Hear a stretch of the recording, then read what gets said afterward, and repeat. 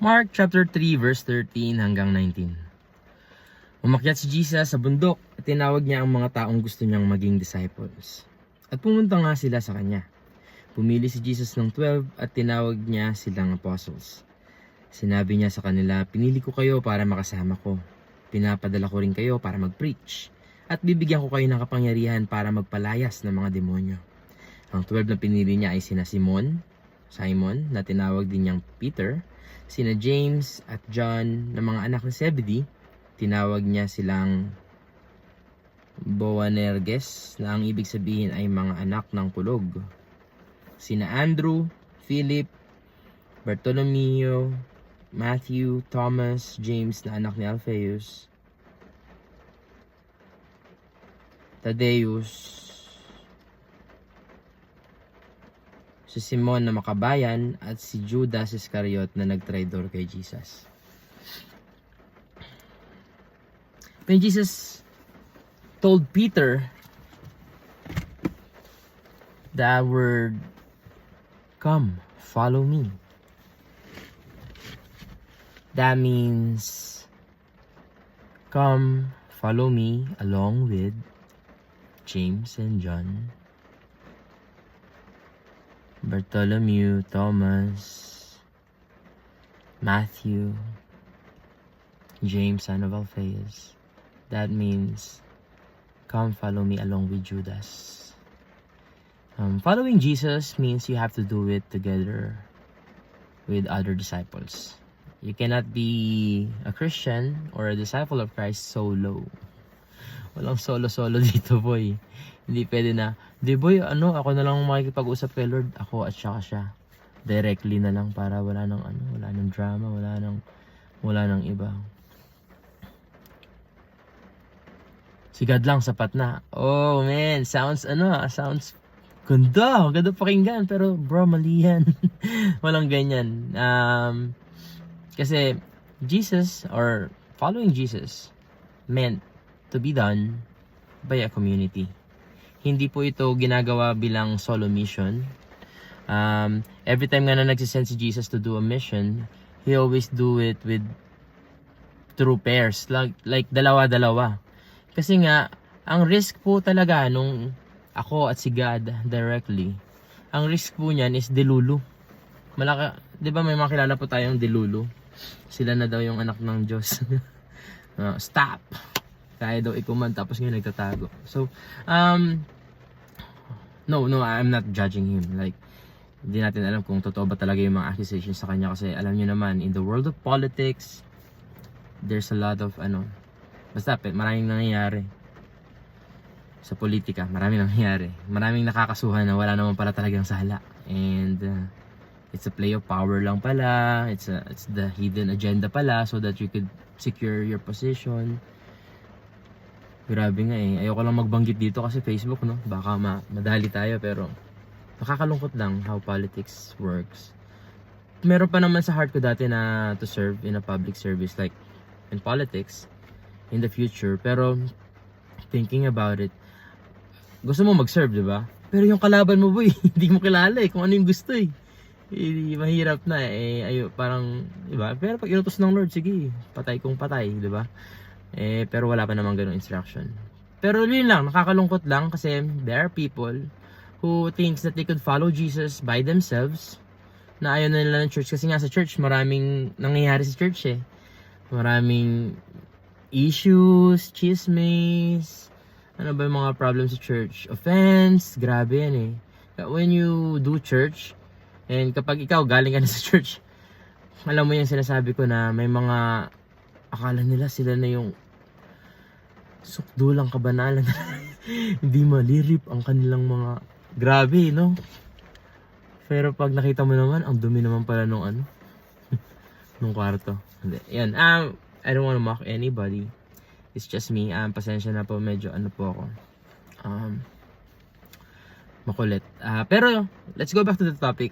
Following Jesus cannot be done by yourself, alone. You cannot do it alone. Hindi mo pwedeng sabihin sa akin sumusunod ka kay Jesus kasi if you really are a follower of Jesus, you know that it has to be done in community. Kasi kanino ka magiging patient? Sa sarili mo lang? Kanino mo i-apply yung long suffering and endurance? Patient ka na lang sa sarili mo, ganun. Kanino mo na lang i-apply yung forgiveness? 'Di ba? Sabi ng Lord, love your enemies and forgive your brother 7 times 77. In other words, hindi naman yung specific number yung point doon. Ang ibig sabihin niya noon, magpatawad ka na magpatawad ng magpatawad. Sino na lang papatawarin mo if you're just doing it solo? Sarili mo na lang papatawarin mo, 'di ba? You have to do it on church, like on a community setting, go to church, get involved with other believers. Sa isang ministry nga lang kami, sa music team lang Music team lang yan hindi pa buong church yan Sa music team lang, ang dami ng mga nangyayaring kaganapan, like nakaka-offense si ganito. Ako nga minsan may mga joke ako na, "Hoy bro, okay ba yung joke mo? Mamaya ma-offense di naman kayo close." Hindi, binabasa ko kasi yung wall ko para para maging close lang nga kami. 'Di ba? Minsan di mo alam kung ano yung mag-fit or magsiswak na characters. Ano yung mag-fit na mga actions.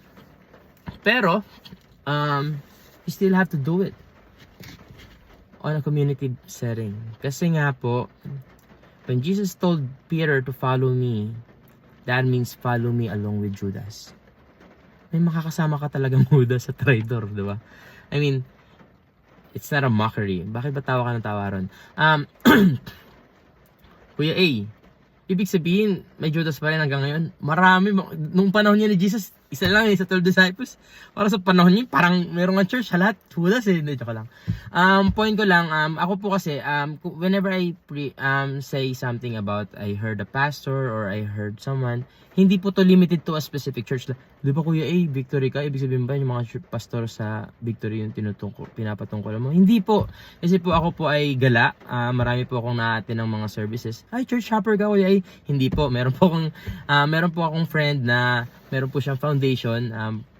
Childhood dream namin to yung magkaroon ng bahay ampunan na pwede walk-in, yung lalakad ka lang tapos paampon po. Hindi, joke lang. Siyempre kailangan DSWD, pero yun yung dream talaga namin. Na we have to be super rich so that people can just walk in. Wala na po kami makain, pwede po pakain. Yes, lagi may pagkain. Lord, Kuya, wala na kami matirahan, pwede bang patira? Yes, pwede tumira. That's what our dream originally. Na we're super rich na pwede nang mag-walk in anybody para wala nang batang bantot sa lansangan. That's the exact term. And to make that into reality is really hard pala.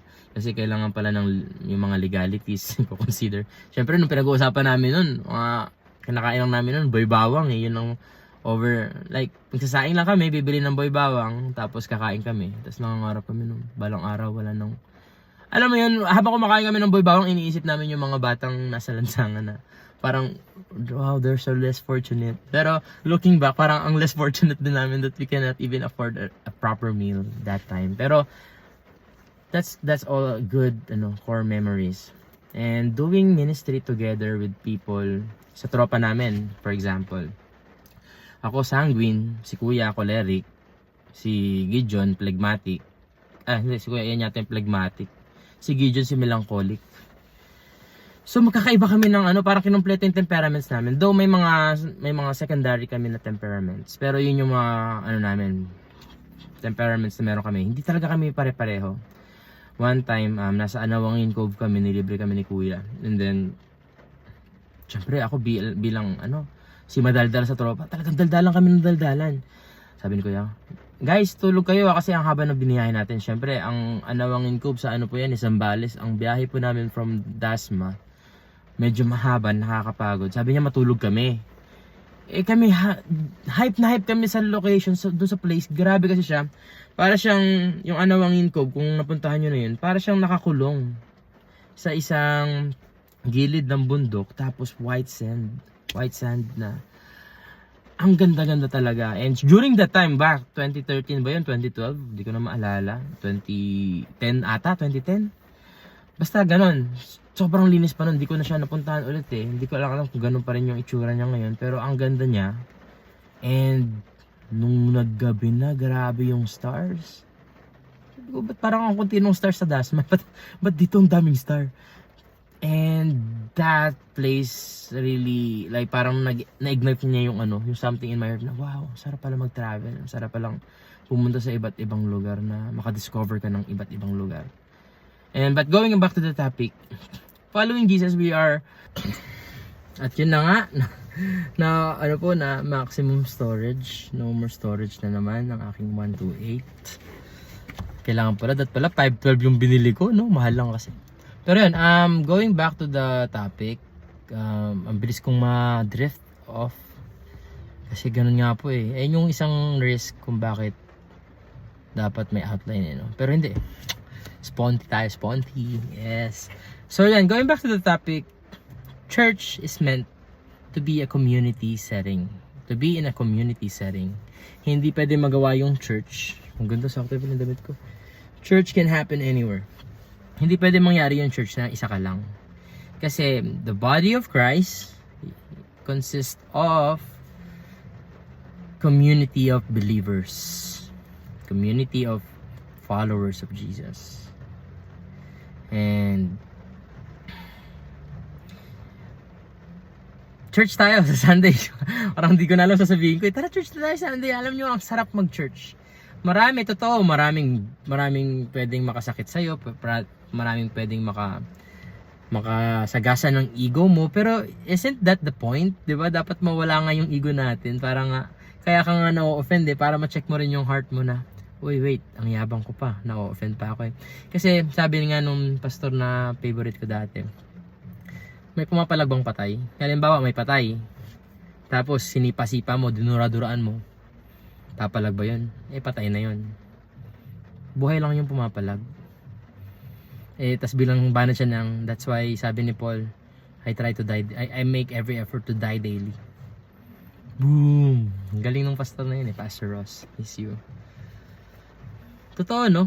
Buhay ka pa kasi, kaya ka napalag eh. Pero, like what I always say, pride is really the great hindrance for anybody who wants to get close to God. Kasi God opposes the proud, but have mercy on the humble. And if you're really humble, ikaw kung tatalikuran mo lang yung pride mo na lahat na meron ka. Yung pride kasi na yan, di talaga yan. Masarap lang yung fried chicken ng Jollibee, pero yung pride, wag na boy. Alam mo bakit? Kasi napalaki tayo ng mga magulang or sa background natin na pride na lang ang meron ako. I-give up ko pa ba? Yes!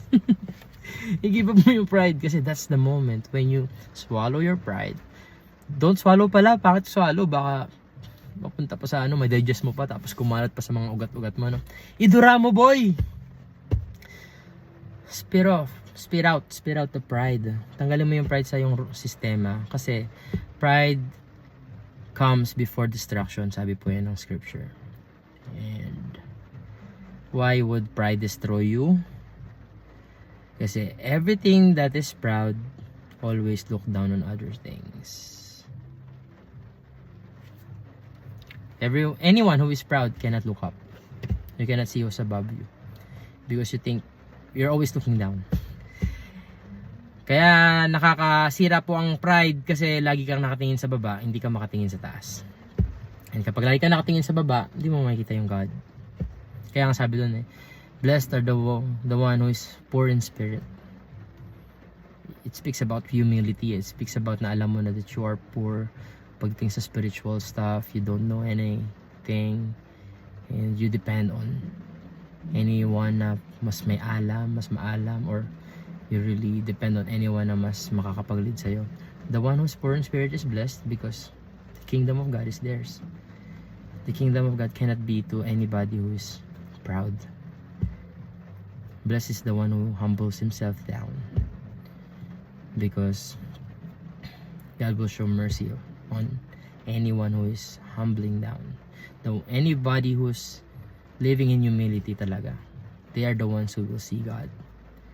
And if you're humble enough, you will know that you cannot do it on your own. You need help.